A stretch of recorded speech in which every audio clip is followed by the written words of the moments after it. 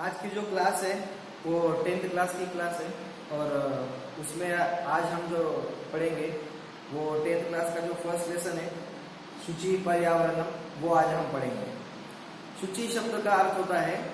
शुद्ध, पवित्र, ऐसा उसका एक अर्थ होता है। लेकिन उसमें अगर हम देखेंगे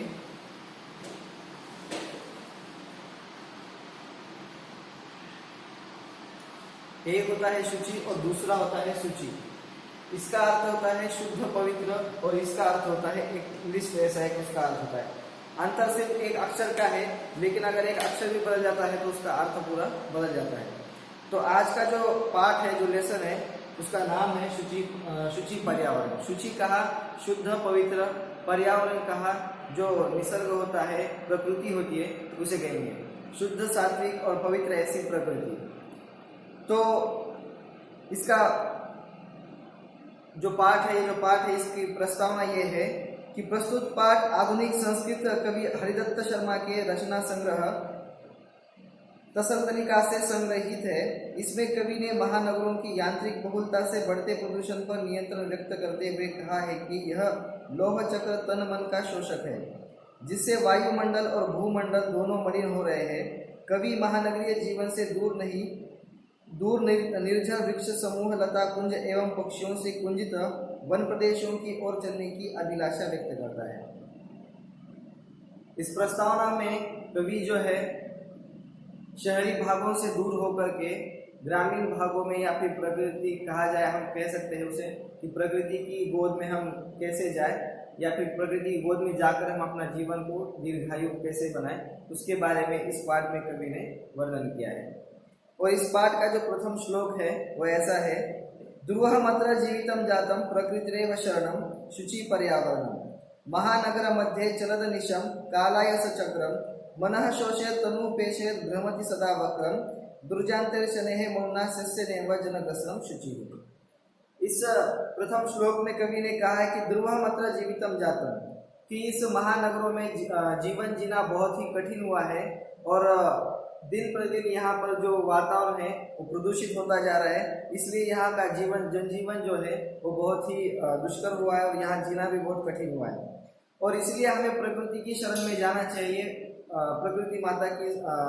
गोद में जाकर के हम अपना जीवन व्यतीत करना चाहिए। कवि कहता है आगे महानगरों का वर्णन करते हुए कि महानगर मध्य चलद निशम कालाय सचक्रम मनः शोषयत् तनुपेशयत् भ्रमति सदा वक्रम दुर्दान्ते दशे मौनास्यनेव जनग्रसनं। कवि ने अपने श्लोक में कहा है कि अपने महानगरों के जो जीवन है, महानगरीय जीवन है, उसके बारे में उसने चर्चा की है। उसमें उसने कहा है कि महानगर मध्य चलद निशम कालाय सचक्रम, जो काल है, जो समय है, वो महानगरों में घूमता रह रहा है। लेकिन जो ऐसा समय घूम रहा है कि जो आने वाले समय में इसका जो जनजीवन है ज़्यादा लंबा आयुष्मान इसका नहीं होगा, क्योंकि शहरों में जो लोग जीते हैं उनके लिए इसका आयुष्मान बहुत ही कम होगा। इसीलिए उसने कहा कि शहरी जो भाग है या जो शहर है, वहाँ का जो जनजीवन है वो बहुत ही कठिन है और वहाँ जीना बहुत ही मुश्किल है, क्योंकि वहाँ का जो जीवन है मनः शोषयत्, जो मन का शोषण करने वाला है, तनु पेशयत्, शरीर को त्रासदायी वहाँ का जीवन है, भ्रमति सदा वक्रम, और यहाँ का जो जीवन है सदा ही वक्र है, टेढ़ा है, और जीवन यहाँ जीना बहुत ही कठिन है। दूरदान्ते दशे मौनास्यनेव जनग्रसनं, और दूरदांत कहीं दूर दराज जाकर के हम अपने जीवन को कैसे जिए, इसके बारे में कवि ने वर्णन किया है प्रथम श्लोक में। द्वितीय श्लोक में कहा कज्जलमैलं धूमं मुञ्चति शतशकटियानं बाष्पयानमाला संधावती वितरन्ति ध्वानं यानानां पंक्तयो ह्यान्तः कठिनं संसरणं शुचिः। दूसरे श्लोक में कवि ने कहा, प्रथम श्लोक में उसने अपने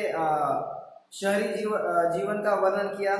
दूसरे श्लोक में उसने और विस्तार पूर्वक कहते हुए उसने कहा कि कज्जलमैलं धूमं मुञ्चति शतशकटियानं, 100 और 100 से अधिक गाड़ियां जो है एक शहरी भागों में हर मिनट कह सकते हैं या हर घंटे कह सकते हैं, यहाँ से वहाँ से यहाँ करती रहती है, और उससे जो निकलने वाला जो धुआं है या फिर जो प्रदूषण है, उससे पूरा जो वायुमंडल है और जो भूमि है वह दूषित होती जा रही है।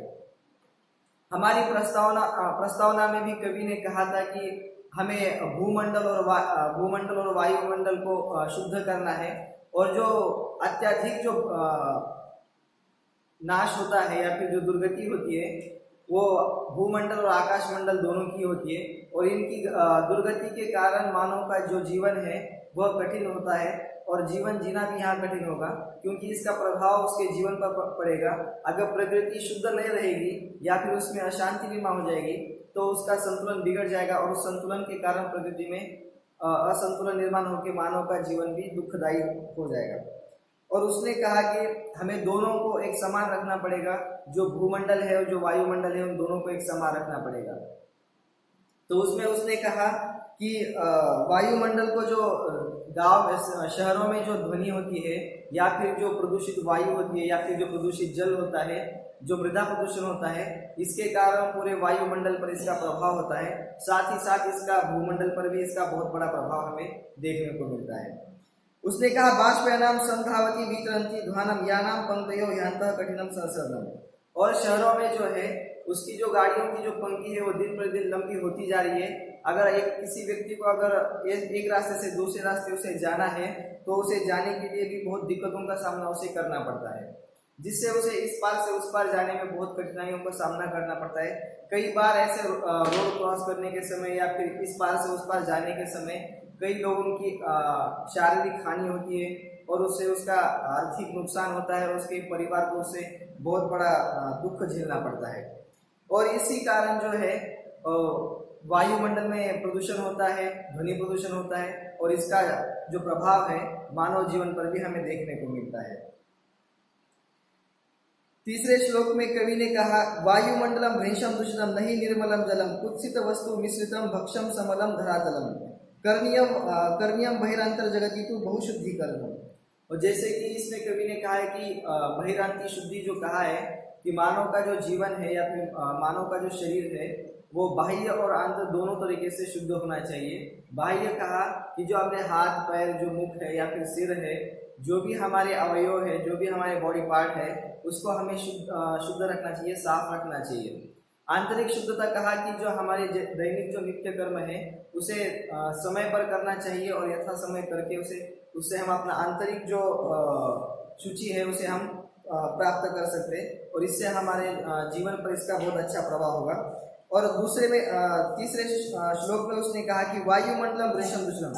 इससे वायुमंडल जो है सबसे अधिक दूषित होता हुआ हमें दिखाई दे रहा है। मान लीजिए कि अगर कोई एक गाड़ी है जो ज़्यादा धुआं करती है तो उससे पूरे वायुमंडल पर उसका प्रभाव पड़ता है और ऐसी एक गाड़ी नहीं ऐसी अनेकों गाड़ियां हैं जिससे हमारे वायुमंडल पर उसका प्रभाव पड़ता है। और इसी का प्रभाव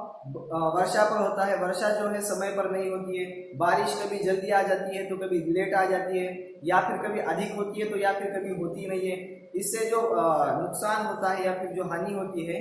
वो हम सबको भोगनी पड़ती है और इसका जो परिणाम है वो हमारे जीवन के ऊपर भी हमें देखने को मिलता है। साथ ही साथ इसका जो परिणाम है सामान्य जीवन पर भी पड़ता है, सामान्य जीवों पर भी पड़ता है और सभी पर इसका परिणाम हमें देखने को मिलता है। दूसरा कहा उन्होंने अगर यह समय पर नहीं होती है उसके लिए जो आज समाज में हम देखते हैं कि जो खेती करने वाला जो व्यक्ति है, जो कृषक है हमारा, वो ज़्यादा फायदे के लिए अपने खेतों में जो खाद डालता है, जो केमिकल युक्त खाद होती है, उससे वो अधिक मुनाफा कमाने के लिए उस खाद का प्रयोग करता है और उसके प्रयोग से ही हमारे जीवन वो जो अन्न होता है वह हमारे शरीर के लिए हानिकारक होता है, जो केमिकल युक्त होता है। अगर हम देखते हैं कि कोई व्यक्ति बीमार है और उसकी बीमारी दूर करने के लिए कोई डॉक्टर हमें कोई फल खाने के लिए हमें कह देता है कि मान लो आप सेब खा लो, संतरा खा लो, तो ये सारी चीज़ें आज हम मार्केट में हमें बहुत जल्दी मिल जाती है, लेकिन उसके ऊपर प्रक्रिया जो हुई होती है वो बहुत ही खतरनाक होती है, क्योंकि उसके ऊपर जो प्रक्रिया होती है वो केमिकल के द्वारा की जाती है और अकाली रूप से उसे पकाया जाता है। समय के पहले उसे पका करके मानव को या फिर जो मानव जाति है उनके लिए परोसा जाता है। और जो व्यक्ति अपनी दीर्घायु के लिए या फिर अपने स्वास्थ्य को सुधारने के लिए, अपनी बीमारी में से बाहर निकलने के लिए उसे डॉक्टर ने जो सलाह दी हुई होती है कि इस फल को खाओ या फिर ये खाओ, ये फ्रूट खाओ, ये करो वो करो या फिर नारियल पानी पियो, इसके लिए उसके ऊपर हम देखते हैं कि अगर मान लो कोई फल खा लिया कोई व्यक्ति तो उसका जो प्रभाव है उसके शरीर के ऊपर सीधा होता है। लेकिन डॉक्टर ने जब उसे कहा हुआ होता है कि आपके शरीर के लिए फायदेमंद है, लेकिन जो व्यक्ति फल लेके आया होता है उसने वो फल किसी दूसरे दुकान से खरीद करके लाया होता है, लेकिन उस व्यक्ति ने उसके ऊपर प्रक्रिया करके उसे अकाली रूप से पका करके उसको लोगों के सामने बेचने के लिए रख दिया होता है। जब वह व्यक्ति खाता है तो उसके शरीर से वो रोग तो दूर होता है नहीं, लेकिन उससे और ज्यादा दूसरे रोग उसके शरीर में आ जाते हैं। तो इससे हमें ये पता चलता है कि जो भूमंडल है वो दूषित होता हुआ, और इसका जो कारण है कि खेती में सबसे ज्यादा नुकसान होता हुआ हमें देखने को मिलता है, या फिर जो हमारे खेती करने वाले जो लोग हैं वो ज्यादा सुसाइड करते हैं। तो उसका बहुत एक ही इतना कारण नहीं है, इसके बहुत सारे अन्य अनेकों कारण भी है माने गए हैं। आगे कहा कि कर्मीयम बहिरांतरिक शुद्धि तो बहुत शुद्धिकरण, और इसकी शुद्धि करने के लिए हमें प्रयत्न हमेशा सदा करना चाहिए। और भक्षम समलंकरण, और सारे ये फ्रूट की बात नहीं हुई, इसके ऊपर बहुत सारे जो ज्वार है, बाजरा है, गेहूं है, या फिर जो दालें हैं, ये सारी चीजें भी हमें खेतों से ही मिलती है, और इसके ऊपर भी बहुत सारी प्रक्रियाएं हुई होती है। और ये प्रक्रियाओं के कारण हमारे शरीर को नुकसान पहुंचा करके हमारा जो इम्यूनिटी पावर है या फिर हमारी रोग प्रतिरोधक क्षमता जो है उसे भी कम कर देता रहता है, और इससे हमारा आयुष्मान भी कम होकर के मनुष्य का जीवन भी कम होता है। चौथे श्लोक में कवि ने कहा है कि कंचित कालम नय आसमान नगरात बहुदूरम प्रप्रश्यामि ग्रामांतरे निर्जल नदी पयः पूरम एकांते कांतारे क्षणमपि में स्यात् संचरणम। और चौथे में उसने कहा, पहले जो 3 श्लोक थे उन तीनों श्लोकों में उसने कहा था कि पहले श्लोक में उसने कहा कि जो शहरीय जीवन है, जो शहरों में हम जीते हैं जीवन, उसके बारे में उसके अपने अनुभवों को उसने हमारे साथ अपने श्लोकों के द्वारा कहा। दूसरे में उसने कहा कि जो शहरों में जो जनजीवन है या फिर जो उसका जो वहाँ का जीवन है उस व्यक्ति का, या फिर हमारा जो जीवन है शहरों का, वो कैसा है, और उसके लिए हम वहाँ का जीवन जीने के लिए किन किन साधनों का हम प्रयोग करते हैं, उन साधनों के बारे में उसने कहा। जैसे गाड़ी है, मोटरसाइकिल है, जो भी अन्य साधन है उसके बारे में उसने कहा था। तीसरे श्लोक में उसने कहा कि इनका प्रयोग करने से किस किस के ऊपर इसका प्रभाव होता है। पहला प्रभाव उसने कहा कि वायुमंडल और भूमंडल, इन दोनों पर इसका प्रभाव होता है। साथ ही साथ हमारे जो फूड है, जो अन्न है, उसके ऊपर इसका प्रभाव हमें देखने को मिलता है। साथ में उसने कहा कि जो फल है उसके ऊपर इसका प्रभाव हमें देखने को मिलता है, और अगर ये समय पर नहीं हुआ या फिर ये इसे रोका नहीं गया तो इसका जो परिणाम है हमें आगे बहुत भयंकर हमें इसका सामना करना पड़ेगा। चौथे श्लोक में उसने कहा कि कंचित कालम नय आसमान नगरात बहुदूरम। कवि इस चौथे श्लोक में वो कह रहा है कि मुझे इस शहरीय जीवन से दूर ले जाकर कहीं एकांतवास में मुझे रुकना पड़ेगा, क्योंकि अपना जो जीवन है उसे दीर्घायु करना है, और दीर्घायु करके उसके अंदर हमें इम्यूनिटी पावर बढ़ानी होगी। और ये जो सारी चीजें हैं ये शहरों में रहकर नहीं होगी, क्योंकि सारी जो शहरों में जो चीजें मिलती हैं वो सारी चीजें हमें केमिकल युक्त मिलती है। अब शहरों में अगर हम जाते हैं, मान लो कोई कैपिटल सिटी है, कैपिटल सिटी में मान लो कोई बॉम्बे है या फिर दिल्ली है, बेंगलुरु है, जो भी शहर है, यहाँ पर आज भी हमें आम का रस खाने को मिलता है। तो आम का रस तो हमें बस यहाँ गर्मियों में मिलता है। जो ग्रामीण भागों में जो लोग रहते हैं उन्हें बस गर्मियों में इसका स्वाद चखने को मिलता है। लेकिन आम का रस आपको अगर बॉम्बे जाओगे तो आपको हमेशा कहीं ना कहीं मिल ही जाएगा। ऐसा नहीं कि हमारे यहाँ नहीं तो किसी दूसरी दुकान पे जाओ, वहां कहीं ना कहीं आपको वहां आम का रस मिल जाएगा।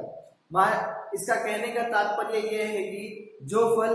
जो सीजन में आते हैं उस सीजन में ना आकर या फिर उसमें केमिकल मिला करके या फिर उसका स्वाद डाल करके उसे जो बेचा जा रहा है केमिकल युक्त पदार्थों को, या फिर जो जूस है या फिर जो फल है उनको जो बेचा जा रहा है, उससे हमारे जीवन पर इसका बहुत बड़ा प्रभाव होते हुए हमें दिखाई देता है। और हमें ये ध्यान रखना चाहिए कि ये सारी चीज़ों को हमें सेवन नहीं करना है। जो फल या फिर जो फ्रूट है या फिर जो सब्जी है जो जिस सीजन में आती है उसी सीजन में उसको हमें अपने जीवन के साथ सेवन करना चाहिए, अपने खाने में उसका प्रयोग हमें करना चाहिए। प्रप्रश्यामि ग्रामांतरे निर्जल नदी पयः पूरम एकांते एकांतरे क्षणमपि न स्यात् संचरणम। और इस श्लोक में चौथे श्लोक की दूसरी पंक्ति में उसने कहा है कि प्रप्रश्यामि ग्रामांतरे निर्जल नदी पयः पूरम। और कवि कहता है कि मैं गांव में जो निर्जल नदी है उनको बहता हुआ मैं हर जगह उसको देख रहा हूँ, और जो बहती हुई नदियां हैं और इस नदी का जो पानी है वो अधिक मीठा है, अधिक स्वाद युक्त है। लेकिन जो शहरी भागों में जो पानी मिलता है उसके ऊपर भी प्रक्रिया हुई होती है और वो जो पानी होता है वो इतना स्वाद युक्त नहीं होता है, या तो बहुत ही मीठा होता है, जैसे कि मान लो आरओ है, उसका प्रयोग करके हम उस पानी को क्षार युक्त पानी को हम उसमें से क्षार निकाल करके हम उसे मीठा बना सकते हैं, या फिर उसे हम बहुत ही घटिया क्वालिटी का भी हम उसे पानी को फिल्टर करके हम उसका प्रयोग कर सकते हैं।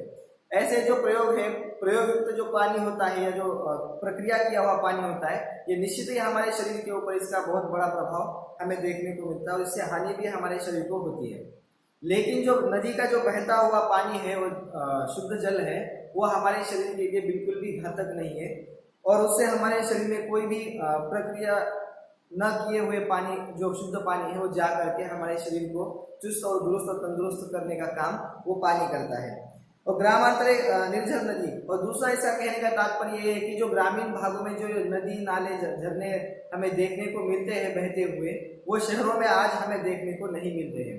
ये सारी चीजें जो है आज हमें बस देखने को मिलती है तो बस ग्रामीण भागों में ही देखने को मिलती है। इसीलिए कवि कहता है कि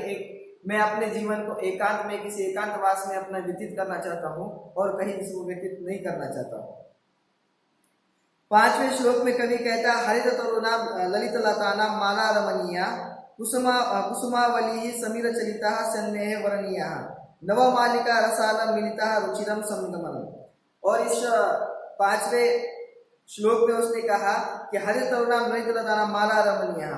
जो लताएं हैं, जो हरित लता है, जो लता वेली है, जो वृक्ष है, बड़े बड़े वृक्ष है, उन पे लगे हुए जो अनेकों सैकड़ों जो फल है, वो हमें शहरी भागों में देखने के लिए नहीं मिलते हैं, जो ग्रामीण भागों में हमें देखने के लिए मिलते हैं। अगर मान लो कहीं अगर मुश्किल से कोई पेड़ मिल जाता है तो उसके ऊपर भी कहीं ना कहीं कुछ ना कुछ दीवार पर छेद हुआ होता है, उस पेड़ के ऊपर कोई छेद किया जाता है, या फिर उसके ऊपर उसका विविध तरीके से आदमी उसका प्रयोग करते हैं और उसका जो आयुष्मान है वो भी शहरी भागों में कम होता है। दूसरा, उसका आयुष्मान कम होता है वहाँ के दूषित वायु से, प्रदूषित वायु से उसका, उस वृक्ष का, उस वनस्पति का जो आयुष्मान है वो कम होता हुआ हमें दिखाई देता है। लेकिन शहरी भागों में ये सारी चीजें होती है। ग्रामीण भागों में जो लता वेली है, जो हरित लता है, जो वृक्ष है, जो फल फूल है, वो हमें हर जगह देखने को मिलते हैं और उसका स्वाद जो है अकाली रूप से हमें लेना नहीं पड़ता है। पूर्णतः पकने के बाद उसका जब हम स्वाद लेते हैं तो केमिकल युक्त या फिर जो प्रक्रिया युक्त जो फल होता है उससे अधिक अच्छा स्वाद हमें उस फल का खाने के बाद हमें उसे पता चलता है। कुसुमावली समित चलिता सन्ने वरिना नवमालिका रसाला मिलिता रुचिरम संगमनम। और नए नए रसों को, नए नए स्वादों को, जो लताएं हैं, वेली है, उनका जो हमें स्वाद है या उनका जो उससे जो फायदा है देखने को हमें, उसका अनुभव हमें करने को मिलता है।